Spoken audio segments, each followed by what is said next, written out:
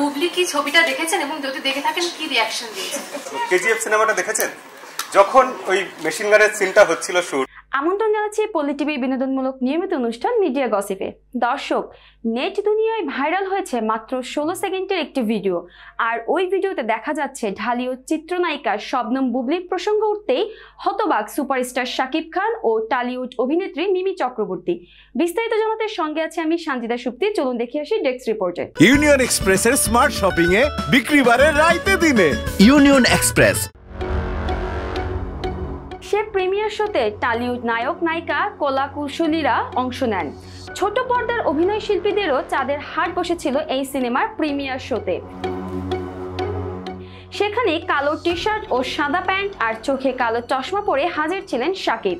সিনেমার নায়িকা মিমিও এসেছিল মাল্টি কালারের একটি ক্লাসিক ফ্রক পরে। কলকাতায় তুফান সিনেমার প্রিমিয়ার শো এর পর সংবাদ সম্মেলনের কথা বলেন এই সিনেমায় কেন্দ্রীয় চরিত্রে অভিনয় করা শাকিব ও মিমি। আর সেখানে এক সাংবাদিক তোলেন শাকিবের প্রাক্তন স্ত্রী বুবলি প্রসঙ্গ।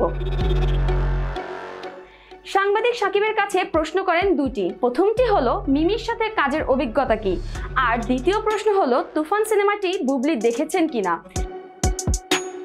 ইউনিয়ন এক্সপ্রেস ডাউনলোড করে কেনাকাটা করুন। কেনাকাটার লভ্যাংশ থেকে ক্যাশব্যাক বুঝে নিন।